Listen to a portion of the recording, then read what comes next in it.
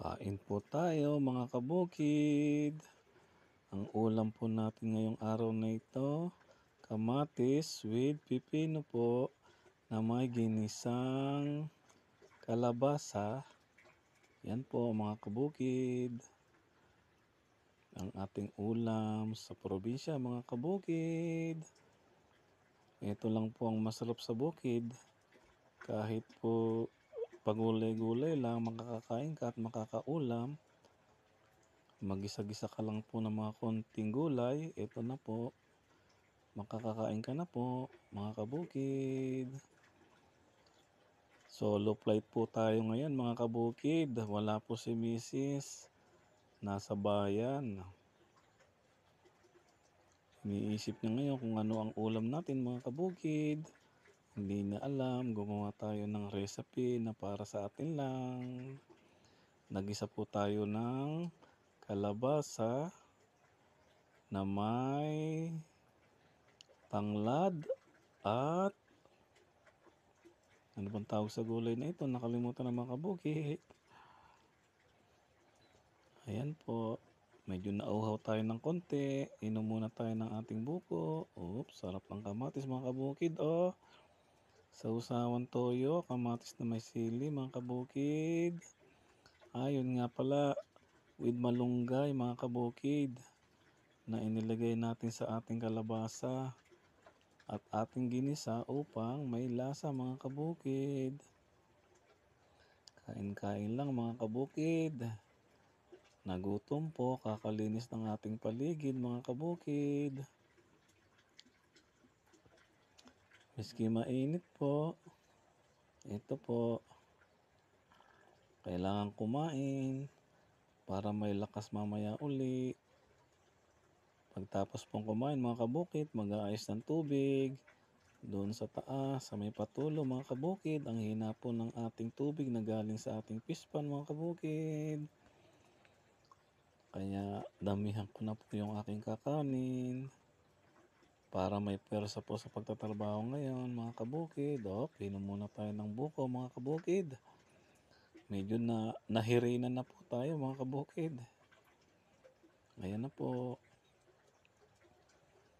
Nasa bukid po ako pero nakakutsara mga kabukid kasi po bawal po sa atin yung walang kutsara at nagkakamay. Lalo-lalo na po sa kabilang binabiolation nila tayo pag nakakamay mga kabukid. Hindi po sanay ako magkamay, ay magkutsara. Kaya po, nagkukutsara po kasi po, ay hindi pala bawal magkutsara. Ay ano ba? Puro mali-mali naman to sinasabi ko mga kabukid. At tara, kain na lang po tayo para mabusog. Ayan po mga kabukid. Kain-kain lang. Uy, sandok lang ng sandok hanggat meron. Kain tayo mga kabukid. Magpapalakas tayo para sa gagawin natin mamaya. Mahirap po mag-ayos ng tubig dun sa itaas kasi barado na po ang ating mga hose. Iisa-isahin po natin siya para matanggal po ang mga bara na galing sa bundok, mga dahon, mga tuyong dahon, damo na pumapasok sa ating tubo mga kabukid kasi ginawa lang natin yon na maliit na tangke dyan sa taas para po may magamit tayong tubig. Kaya sobrang hina po kaya ito nagpapalakas para kumain. Iniisip ng asawa ko ngayon kung ano ang ulam natin. Hindi niya alam, gumawa tayo ng mga teka-tekang ulam. Sa araw na ito mga kabukid. Yan po, nakakauhang panahon mga kabukid. Kaya kumuha na rin po ako ng buko dyan sa tabi natin mga kabukid. Mababa lang naman. Hindi naman po sobrang taas kaya kayang-kaya natin akyatin mga kabukid. Kung mataas po yan, hindi natin maakyat. Delikado po. Kaya po tayo nakakakuha ng mga buko na ganyan mga kabukid.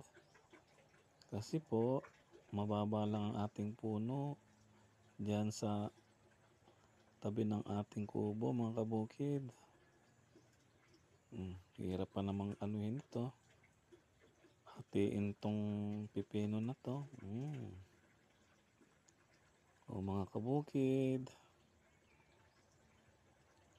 tapusin po nitong ating video mga kabukid. Salamat po sa inyong pagpapanood. At follow and share nyo na rin po ito mga kabukid. Tulungan po natin umangat ang ating page. Para sa ganon ay marami po makapanood mga kabukid. Maraming salamat po mga kabukid sa pagpapanood. Hanggang sa muli po. Maraming salamat mga kabukid. O ito, tapos na po tayo mga kabukid. May lakas na naman tayo.